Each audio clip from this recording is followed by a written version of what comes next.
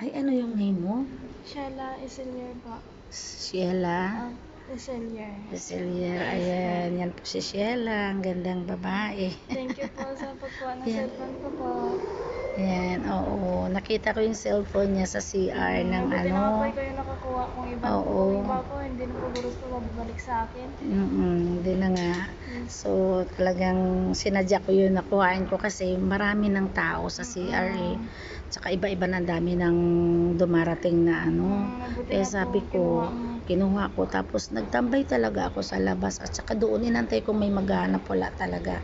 Sabi ko, ano na lang, dali na lang. At tapos tatawag ka, mas madaling matrace pag dito talaga sa PRC. Although na nag-ano ka, naghabol ka dito, eh kasi ang hinahabol namin yung mauna kami dito sa ano eh, dito unang-una ka ako.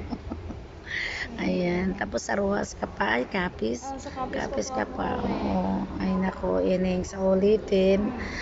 Sa ulitin, ingatan mo ngayon gamit mo. Real, ano yung cellphone? Oo, bago pa. Hindi, mga 2 years na po ito.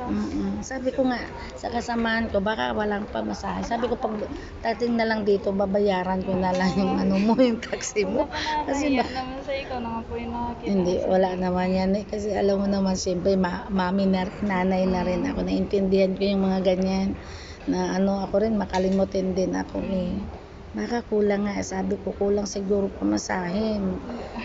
Okay lang. Eh, siyempre, wala ka namang trabaho pa. Ano yun, third year, ano ka? Nag-board pa ako Dito? doon sa Capiz. Sa Capiz? Iba yung Rojas, iba yung Capiz. Bali yung... Kasi, saan ba yung Divine Mercy? Hindi ko po... Ay, Capiz ba yun? Kasi Sa yung Capiz po yata.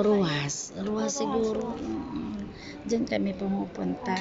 Nagsisimba. Ayan. So, ano na, kanina yung boses mo parang parang ano yung boses mo kanina kasi, di ba? Oo. Buti nga eh. Kinabahan ako kanina. Akala ko po saan napunta. Akala ko naiwan ko po sa jeep. Eh sa jeep, pag sa jeep siguro, kung honest din yung nakapulot, mababalik din sa'yo. Sabi ko, cellphone lang to. Namimigay nga. Ay, joke lang. Namimigay nga ako ng cellphone sa iba. Yung mga luma-luma lang, tapos ganyan. Sabi ko, ang ano ko talaga na hinawakan ko na yan kasi ang dami ng tao. At saka alam ko na walang may-ari doon.